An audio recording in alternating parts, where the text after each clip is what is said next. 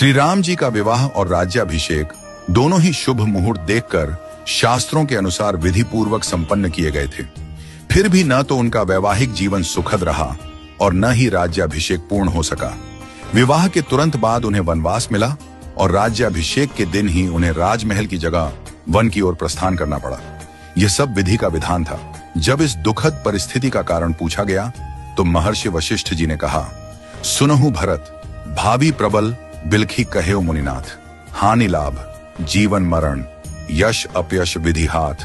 हे भरत, भावी बहुत बलवान होता है, हानि लाभ जीवन मरण यश अपयश सभी विधाता के हाथ में है। मनुष्य चाहकर भी भाग्य को नहीं बदल सकता। श्री राम जो धर्म के मूर्तिमान स्वरूप हैं, जिनके जीवन का प्रत्येक क्षण मर्यादा और सत्य की मिसाल है, वे भी अपने भाग्य को नहीं टाल सके। उन्हें वनवास मिला, पत्नी सीता को खोना पड़ा और अंत में उन्होंने स्वयं सरयू में जल समाधि लेकर अपनी लीला का समापन किया। श्री कृष्ण, जिन्हें योगेश्वर कहा गया, जिन्होंने गीता में कर्म, ज्ञान और भक्ति का मार्ग बताया, वे भी अपने कुल के विनाश को नहीं रोक सके। उनके यादव वंश में आपसी कलह से एक दूसरे का संहार हुआ। महादेव शिव, जो महामृत्युंजय के अधिष्ठाता हैं, वे भी अपनी प्रिया सती की मृत्यु को नहीं रोक सके। त्रिकालदर्शी होकर भी वे विधि के विधान को नहीं बदल सके। रामकृष्ण परमहंस, जिन्हें दिव्य सिद्धियां प्राप्त थीं और जिन्होंने हजारों लोगों को ईश्वर का मार्ग दिखाया, वे भी कैंसर जैसी बीमारी को नहीं रोक सके। उन्होंने कहा था, यह शरीर नश्वर है, आत्मा ही अमर है। रावण, जिसके पास अपार बल और ज्ञान था, जो शिव का भक्त था, वह भी अपने अहंकार के कारण नाश को नहीं टाल सका। कंस, जो जानता था कि श्री कृष्ण उसका अंत करेंगे, फिर भी विवश था।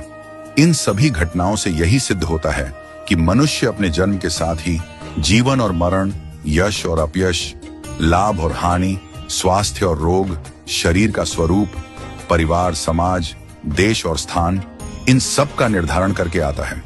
मनुष्य को यह भ्रम होता है कि वह सब कुछ नियंत्रित कर रहा है, लेकिन वास्तव में सब कुछ ईश्वर के संकेत से ही चलता है।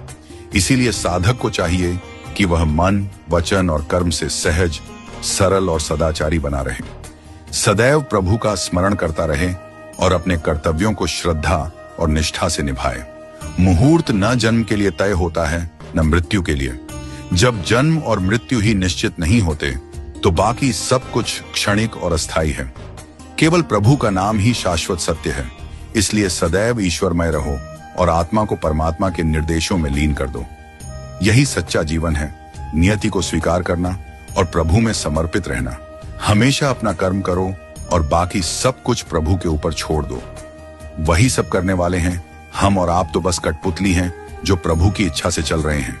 तो जैसा प्रभु को चलाना है वैसे ही चलते रहो और जैसा प्रभु को करना उसको होने दो।